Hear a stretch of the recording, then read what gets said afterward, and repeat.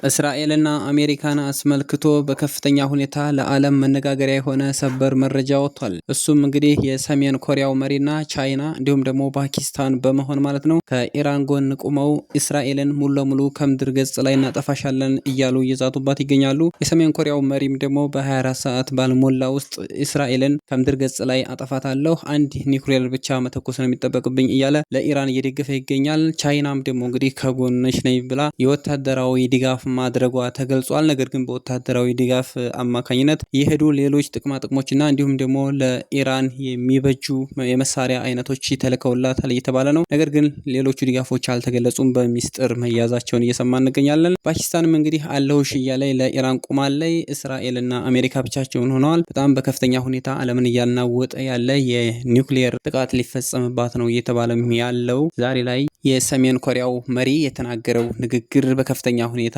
እነሱንም አንበርክኳቸዋል። ሌሎችም ሰበር መረጃዎች አሉ፣ እነሱን ማስደምጣችሁ ይሆናል። እስከ ፍጻሜው ድረስ አብራችሁ ይቆዩ።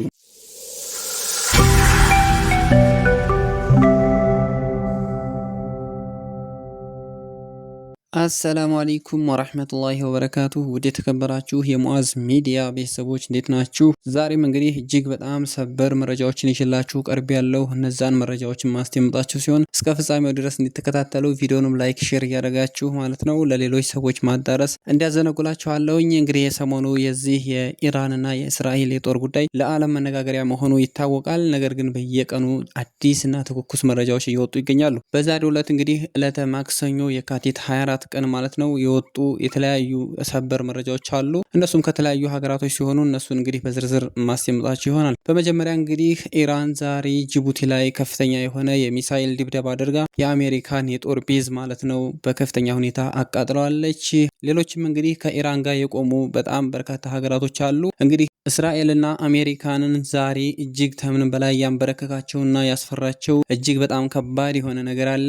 የሰሜን ኮሪያው መሪ ማለት ነው በከፍተኛ ሁኔታ ዛሬ ማስጠንቀቂያ ሰጥቷቸዋል። ይህም እንግዲህ ለዓለም መነጋገሪያ ሆኗል። እነሱንም እንግዲህ ከነበሩበት ጋፕ እንዲሉ አድርጓቸዋል እየተባለ አልጀዚራ እየዘገበው ይገኛል። ምንድነው ጉዳዩን ስንመለከት እንግዲህ የሰሜን ኮሪያው መሪ ማለት ነው እስራኤልን ሙሉ ለሙሉ ከምድር ላይ ለማጥፋት አንድ ኒውክሌር ብቻ ነው የሚያስፈልገኝ፣ ሲቀጥልም ደግሞ ከ24 ሰዓት ባላነሰ ጊዜ ውስጥ ማለት ነው እሷን ሙሉ ለሙሉ ማጥፋት እችላለሁ እያለ ከኢራን ጎን መቆሙ በጣም ከምንም በላይ አስፈርቷቸዋል ማለት ነው። ሌላኛው ደግሞ ኢራን ላይ ዛሬ የተከሰተ ክስተት አለ። እሱም እንግዲህ የመሬት መንቀጥቀጥ ተነስቶ በከፍተኛ ሁኔታ ኢራንን እያናወጣት ይገኛል ማለት ነው። ይሄ መናወጥ እንዳለ ሆኖ ደግሞ እሷ ጦርነቱን ምንም ሳትዘነጋ ማለት ነው የአሜሪካውን የጦር ቤዝ ጅቡቲ ላይ የሚገኘውን በከፍተኛ ሁኔታ በ4 ሚሳኤሎች ደብድባ ዛሬ ላይ ሙሉ ለሙሉ አውድማዋለች። በከፍተኛ ሁኔታ ተቃጥሏል ማለት ነው። ቻይናም ደግሞ ለኢራን ከጎንሽ ነኝ በማለት ዛሬ በርካታ የሚሳኤል ተኳሽ ባለሙያዎችና የሚሳኤል ተኳሽ የጦር ኃይሎችን ማለት ነው ወደ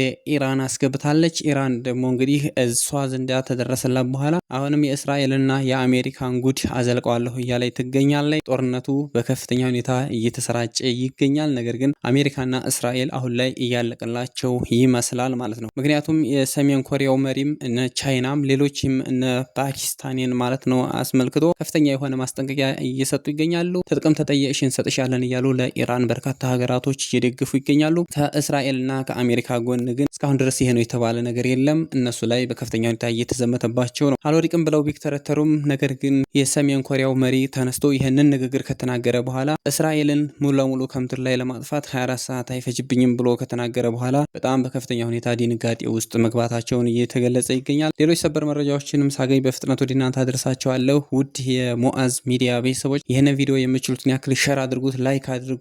በአስተማሪና እንዲሁም ደግሞ በትኩስ መረጃ መቼ እስከምንገናኝ ድረስ ሰላማችሁ ይብዛ። አሰላሙ አለይኩም ወራህመቱላሂ ወበረካቱ። የወራሪዋ እስራኤል መሪ የሆነው ቤንያሚን ኔታንያሁ እኛና አሜሪካ በኢራን ላይ የምንሰነዝረው ጥቃት ወሳኝ ቢሆንም በቶሎ ግን የሚጠናቀቅ አይሆንም ሲሉ ተደምጠዋል። እንግዲህ በዛሬው ዕለት እንግዲህ ጦርነቱን ሲጀምሩ እንዲህ ብለው ነበረ፣ እኛ ይህን ጦርነት በ4 ቀን ውስጥ እናጠናቀዋለን ብለው ነበረ። አሁን ግን የእስራኤል ሚዲያዎች እያሉት እንዳለው ከሆነ እቅዳቸው ከወር በላይ እንደሆነ እየተነገረ ይገኛል። 4 ቀን ብለው ገብተው ያንን ሁሉ መሪዎች ገለው ነገር ግን አሁንም የከፋ እንደሆነ እየተናገሩ ይገኛል። በሌላ ዜና ደግሞ ሳውዲን እጅግ ያስተቻት እየሆነ መጥቷል። እሱም ምንድነው? ከቀናት በፊት በርካታ ሚዲያዎች እንዲህ ብለው ዘግበው ነበር። እሱም ምንድነው? ሳውዲ አሜሪካን ኢራን ላይ ጥቃት እንድሰነዝር እየጎተጎተቻት ነው ሲባል ነበረ። ይህንንም ሳውዲ አስተባብላ አምኗት ነበር። አሁን ግን በርካታ ሚዲያዎች ይዘው እየወጡት እንዳለው መረጃ ከሆነ ማረጋገጫ ማስረጃም ይዘው ወጥተዋል።